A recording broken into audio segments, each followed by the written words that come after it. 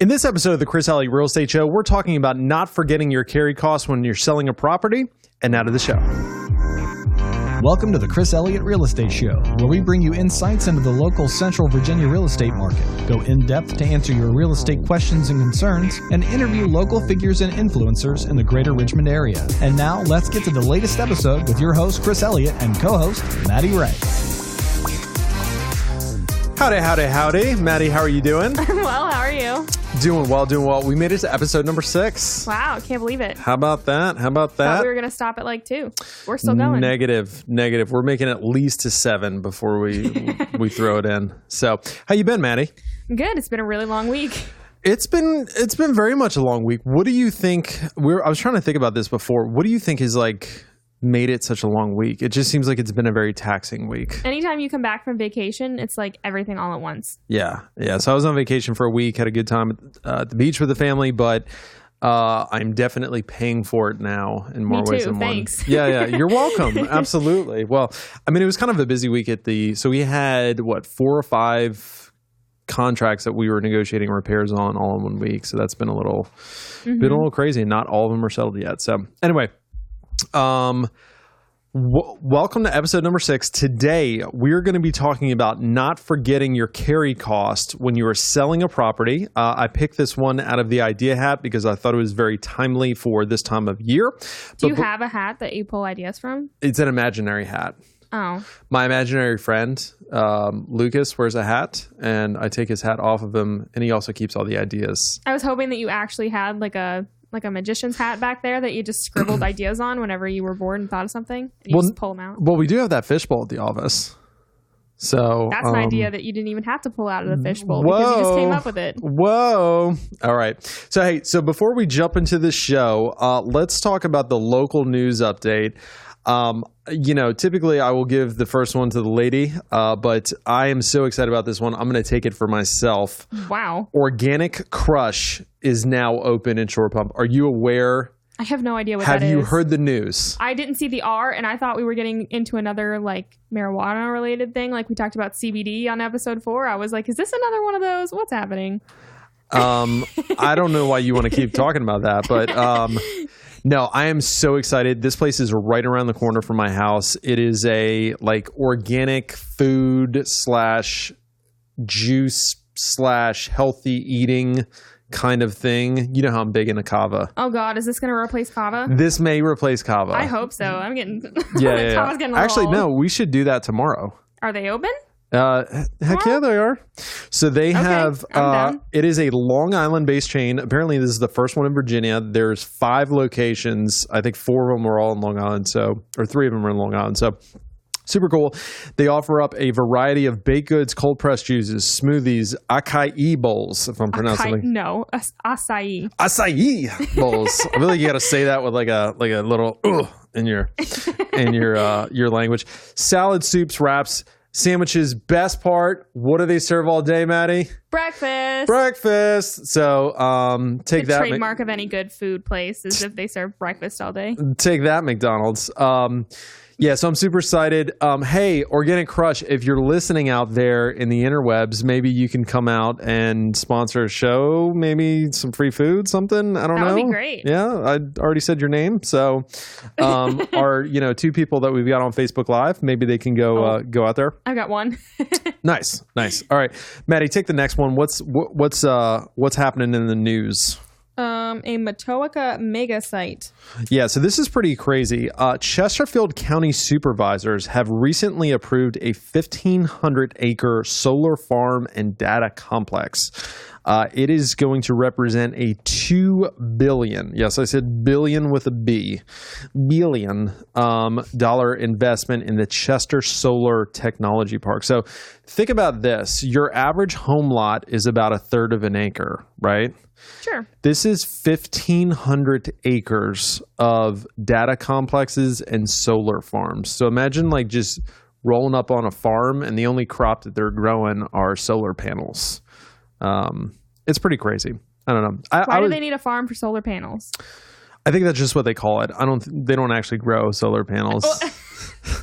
I don't know how to tell me you actually think Maddie I am. Wright, transaction coordinator, keeping your information and your transaction going forward. Wow, thanks. Yeah. Okay, all right. Last but not least, Stanley Martin is looking at building 495 condos and townhomes. That's a lot of condos and townhomes. Yeah. Off of Brook Road, the prices are going to be ranging from $200,000 to $260,000. What part of Brook Road? I don't know. I'm sure when I was putting this together last night, I did not cite that. So thank you for pointing out Your inadequacies. My inadequacies. And what was that word? Can you try that again? Yeah, thanks for pointing that out. Ad nauseum. Stop. Yeah. So anyway, pretty cool. Stanley Martin's putting in a big development. God, that's a lot of real estate. You need to make some friends over at Stanley Martin. For real. Yeah. If you want to move, give us a shout. You got 495 condos and townhomes to choose from. It's interesting, though, when I was reading the article, they're going to be doing, and they did this at Saunders Station over like the newer section of Shore Pump where that Bon Secours. They're doing these 2 up, 2 down condos to where like it's a 4-story building, and the bottom 2 floors are a condo, and then the top 2 floors are a condo. So I hope you have some healthy calves if you're going to be buying on the top, because that's a lot of stairs. Yeah, no thanks. And I don't think they're putting elevators in. So anyway, what are we talking about today? Maddie, what are we talking about today? Carrying costs. We are talking about carrying costs, everybody's favorite subject. Mike, I know this is your favorite subject as well. Mike's eating French fries, so let's not disturb him. But no, so this is one where, when I was sitting down last night trying to figure out what we wanted to talk about on the podcast today, I thought it was very relevant for this time of year, because this is a conversation that we have a lot. Have you ever heard me say that, such and such client says they're just going to hold the property until the spring? Yes. Yeah. This happened very recently. Yes, it did. So it's a conversation we have a lot of times where folks had been listed over the summer, the property, didn't sell over the summer, or maybe somebody's got a property and somebody else listed it and didn't sell, or they just, they're saying, hey, we're heading into the fall now. I think I'm just going to hold the property until the spring. And I think one of the conversations that we always try to have, not necessarily to sway people, but just to give them something to think about, is, hey, what are your carrying costs going to be if you hold that property until the quote unquote spring selling season, in February, March? And generally when we're talking about this, it's our clients that the property is vacant. Now, of course, if you're living in a property, if you have a property rented out, you're getting functional use out of that. Does that make sense? Yeah. Yeah. It's not just sitting there collecting dust like someone's using it. Right. And that's a different story. We're not talking about that. If you're living in a property, that's a different scenario. We've got a client like that right now where, home hasn't sold yet. And instead of doing a price reduction, we're just like, hey, we're just going to hold off until the spring. But this is, specifically who we're talking about right now are folks that, the property is vacant, it's not rented. And then generally, this conversation usually comes up with folks that do not have a mortgage on the house, because what they're always saying is, hey, it doesn't really, because I don't have a mortgage, I don't have any expenses related to this house, so I'm just going to hold the house until the spring because it doesn't cost me anything to do so, and I'd rather try to sell it then, and maybe I can sell it for more money or whatever it is.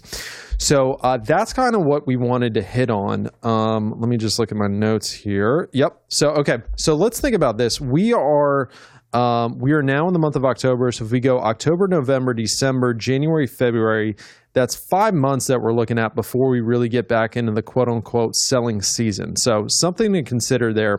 And Maddie, we actually put together a monthly carry cost calculator specifically for this reason. Have you ever seen me go through this with you? I don't think so. Yeah, this is one. It usually comes out more so this time of year. And we're losing Facebook Live, so I'm just going to do that real quick. Oh, boy. That's toast. All right. Never mind there. How'd that happen? I don't know. We're sorry, folks. There we go. We're back in action. For all my podcast listeners, I apologize. We got Facebook tripping up. Anyway, so monthly carry costs, this spreadsheet usually comes around this time of year. It just seems like we always have these conversations this time of year. So what we did was we put together a calculator for folks to really calculate what it's going to cost you to hold a property, because whether you think about it or not, holding real estate, whether you have a mortgage or not, is going to cost you something. So what we're going to do here, Maddie, I'm going to have you read down the line items. And as you're reading down, I'm going to explain kind of where we're getting these numbers. So if you just go down the list and I'll hit them there. Okay. Estimated equity. Estimated equity. All right. So what we're going to assume for this little example we're running with here, we're going to assume we have a $300,000 property. We're going to assume that it's in an HOA, which some properties are, some properties aren't. 300 is about the median price in Richmond right now. And we are going to assume... Yeah, so that's what we're going to assume. So if you look at the second page, which you don't have to, if we kind of look at our estimated net proceeds spreadsheet, on a $300,000 property, your walk away, let's just assume that you don't have a mortgage, your walk away on this thing is probably going to be somewhere in the neighborhood of $275 to $280 once you factor in real estate commissions, once you factor in, the attorney's fee, the HOA packet, the termite inspection, the grantor's tax, the if you have to give a buyer some money towards their closing cost, if you buy them a home warranty, and you might be sitting there saying, hey, I would never do that. Okay, but we know from all the properties we sell and that we see other people sell, generally there's some concessions to be had with a buyer. So we're just assuming all that. So just for example's sake, let's assume you have a $300,000 property. You don't have any mortgage on it. So if you were to sell it today, you'd be walking away with $275,000. So you got $275,000 in equity. Does that make sense? Mm-hmm. Okay, good deal. Let's go from there. Okay. Yearly taxes. Yearly taxes. So in most municipalities throughout the greater Richmond area, your tax bill is going to be roughly 1% of your home's value. Could be a little bit more, could be a little less, depending on where you live. But let's just assume for easy numbers that your yearly taxes are $3,000. Okay, so now this is where it gets interesting. So we've got two things going here. We've got a property that is sitting vacant. Okay, that it's a living thing. I mean, a house needs to be cared for. You can't just leave a house and just come back and it be in the exact same condition. You've got that, and you've also got a good amount of equity. $275,000 is a lot of money just sitting dormant in a house. So one of the big things that when I have a client that says, hey, I don't have a mortgage, this house is not costing you anything, I go back to opportunity cost, because one thing I learned in economics is there's always an opportunity cost based on whatever decision you make. So if you've got $275,000 equity, that's $275,000 that's not making you any interest, it's not making you any money. Does that make sense? Yes. Okay. All right. So if we look at your invested rate of return, so if you were to take that money, if you were to put it into a mutual fund, an index fund, S&P 500, I Googled last night, what's the average, stock return? And obviously there's a great debate around that. But since 1957, the average rate of return on the S&P 500 has been 8%. So if we assume a 8% rate of return, Maddie, what is your monthly opportunity cost on $275,000? $1,833.33. Yeah. So that is a lot of money. Let's call it $1,800. $1,800 of money that you are losing out on every single month because you've got money stuck in a house that is not doing you anything. So that's a big chunk of money. That's something to think about when you're considering, hey, do I sell the property now? Do I hold it? Hey, the price I can't get right now, I think I'm going to be able to get it in the spring. That's a big chunk of money that you're leaving on the table. And of course, if you've got, a house payment, if you got any other outstanding debt, car payments, credit cards, and those interest rates are higher, that's even that much more money that you're losing that you could be paying down that debt. Right? Yes. I feel like I'm just talking into space right now, which I kind of am. Well, theoretically, yes. Yeah. Okay. But you're also talking to me. Yes, I am. They're one and the same. Yeah, and you're paying attention so well, so I appreciate that. I am paying attention. All right. Let's go on. Mortgage interest. Okay. So obviously in this example, there's no mortgage interest, but that's something you can plug in if if you have a mortgage on the property and you're going to hold it, you're going to pay a certain amount of interest on your loan. And while some of your payment goes down to principal reduction, which is essentially money you get back when you sell, the money that goes to interest, that's money that's just the tax that you're paying on having that money being borrowed, and that's money that you never get back. Womp womp. Womp, womp. Charlotte does that. Really? She learned that. So every time we tell her something she doesn't want to hear, she goes womp womp. Oh my gosh. Yeah, I would love to see that. It's pretty cute / annoying. It's okay. David says the same thing about me. Yeah, but he's not 3 years old, so.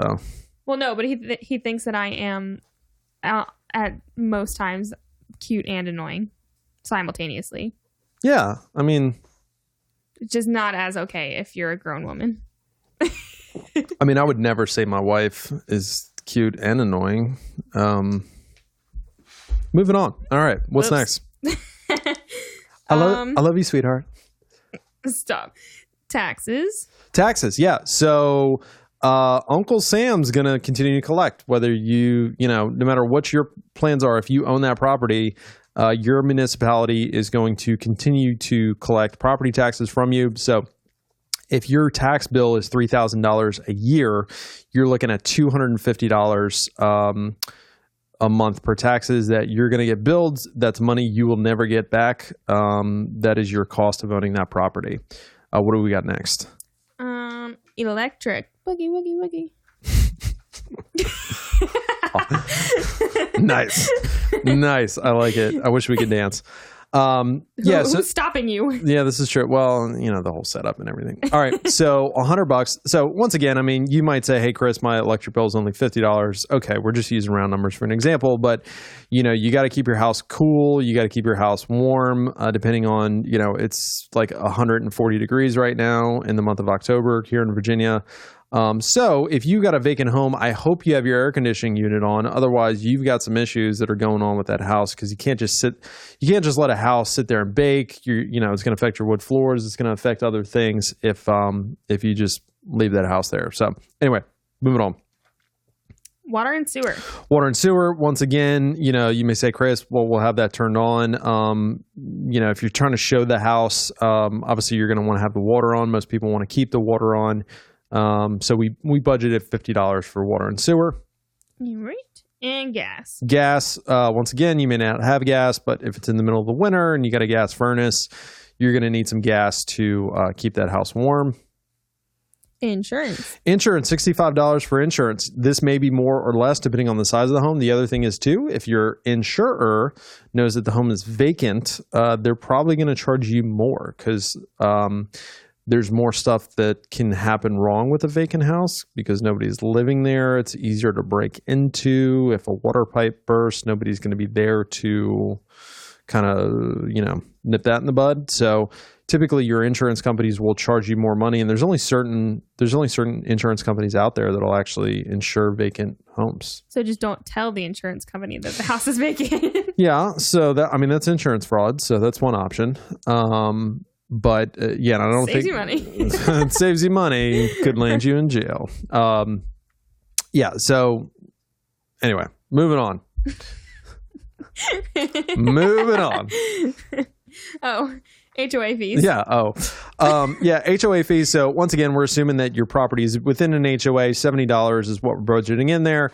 You may not be in an HOA. Your HOA may be more or less. That's kind of the average of what we see in the greater Richmond area. So. Last but not least, monthly maintenance. So this could be anything from something breaking, and yes, things continue to break in a home even if it's vacant. The ghosts break them. I'm sorry, what did you just say? What just came out of your mouth? That was so hostile. Yeah, I said the ghosts break things. Yes.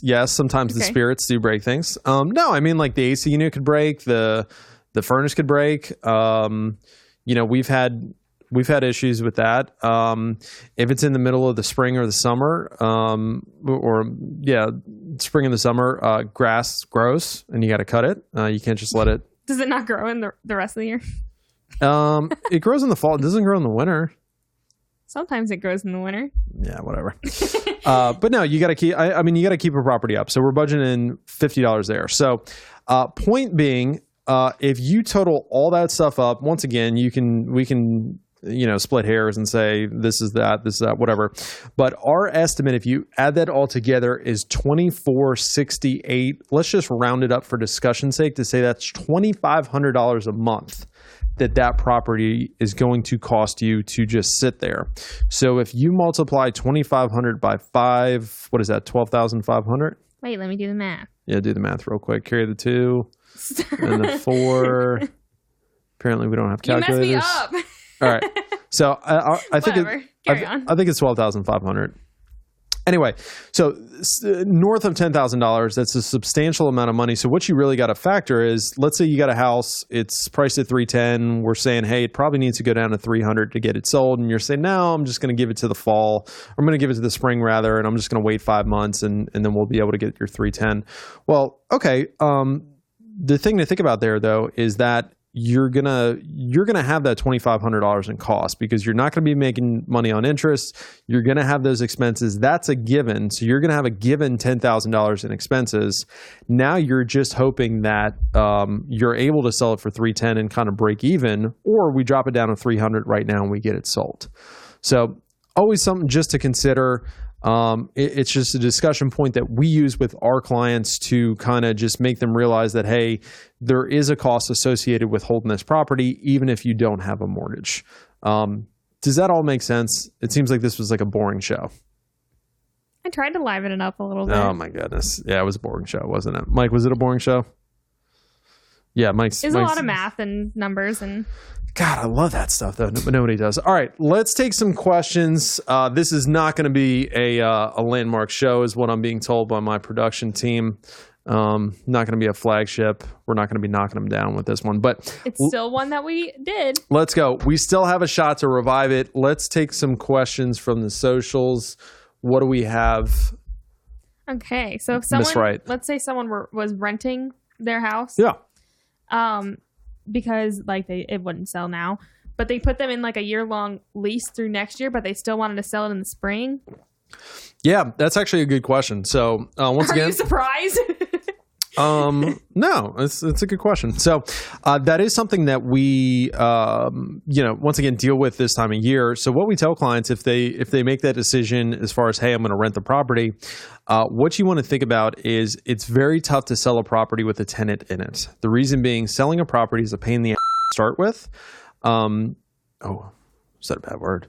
I didn't know that was allowed. It's a pain in the bottom. It's a pain in the bottom to sell a property. And if you've got no financial incentive, the reason people put up with it is they're going to make all the money they're going to make when they sell the house. But if you're a tenant, you could care less. So there's really no reason for you to go along with getting the property sold and keeping the property up and showings and all that stuff. So typically it's either impossible to sell a property with a tenant in it, or it's going to sell for a whole lot more money because the tenant's just not going to keep it up. So very, very tough to sell a property with a tenant in it. And then if you're going to rent the property out, what we always advise people to do, try to get an 18-month lease. Because what you don't want to do is rent your property out in, say, November for 12 months because it couldn't sell. And then you get the property back in November. And now you're listing in December, which depending on the price point, the area, and all those things may or may not be the best time to sell. You could put yourself in the same boat that you were trying to avoid. You're just kicking the can down the road. So think through that and say, hey, maybe I want to try to lock somebody in for a 14, 16-month, 18-month lease to where I'm going to get the property back in the spring, the more ideal time of year to sell. That's smart. Yeah. I wouldn't have thought about that. Okay, also, if someone were to just say, okay, I'm going to sell it now, forget that it's the very slow season, is it possible that they could still end up losing money? If they're not selling in the spring? What do you mean by that? So they could make more money if they sold it in the spring. Right. But if they were to sell it now, they would sell it more immediately. Is it possible that just them wanting to get it over with could cost them money? Yeah, I mean, there's always that possibility. What I think what you got to think about is you got to take into account, number one, you got to run the numbers. So if it's a higher end property, typically those tend to be more seasonal. So yeah, for that, it may make more sense to wait until the spring and not, sell it for say $50,000 less than what it would sell for now potentially. And you also got to look at like, hey, do properties really sell for more than in the spring than they did in the summer? There's different pockets, there's different areas, there's different kinds of properties. So it's always on a one-off basis. So look at that. Let's calculate our carrying costs. So if your carrying costs are only $1,000 a month, then yeah, maybe it makes sense to just eat that money because you're going to sell it for that much more. Maybe it's kind of a break even, which if it is, why don't we just go ahead and get it over with now? Yeah. And then also too, let's also look at what's the realistic projection of what this is going to sell in the spring for. Typically, or I shouldn't say typically, but a lot of times the conversations we're having is people have unrealistic price expectations and they just... What? Really? Yeah, I know, kidding, right? Unbelievable. Crazy. So the thing is to think about, like, okay, you think your property is going to sell for $325 and you think the spring market's going to bail you out. Well, is that really realistic, or are we just kidding ourselves and it's really worth $300 and we can get it sold for $300 now and you're just going to end up carrying it until the spring, and then maybe in the summer or the fall of next year you realize I was just way off base. So does that answer your question? I think so. It also kind of answers my next one, which was could just eating the carrying cost be worth it to wait? Yeah, absolutely. Once again, always depends. You really just got to look at the dynamics and the history of what's sold in that area, that neighborhood, that property type. Yeah. And last one, the opportunity cost of equity, that part was kind of confusing. So how do you calculate that? Yeah. Absolutely. We can go over that again. All right. So if we've got this $300,000 property and we've got $275,000 worth of equity, that's $275,000 that you could go buy, mutual funds, that you could go put that money in an index fund, that you can go put that money into some type of financial instrument that is going to be generating interest or generating income. Okay. Yeah. So if I took $275,000 and I put it in the S&P 500, which has got an historic rate of return of 8%, that's 8% per annum, which is Latin for year. Boom. You could have just said year. I know, but I want to sound fancy. So anyway, so that's money that could be generating you, and it could be generating interest income off of that $275,000. But if it's sitting in your house, it's not at work. It's just dead money. Does that make sense? Yeah. Cool. Is that all we got? That's all we got. Awesome. Well, I'm going to go ahead and wrap up episode number 6. Thank you guys for tuning in. If you have anything you'd like us to cover, if you have any ideas for shows, hit us up on Facebook, Instagram, YouTube, LinkedIn, Twitter, smoke signals, carrier pigeons, send a dog with a note around its neck. Just leave the dog. Yeah, leave the dog. Get a hold of us. Thank you guys for tuning in, and we'll see you on episode number 7. Thanks for joining us for the Chris Elliott Real Estate Show. If you have any questions or suggestions for future episodes, please contact Chris Elliott at chris@chriselliottrealestate.com or by phone at 804-980-1898. And please join us again next time for the Chris Elliott Real Estate Show.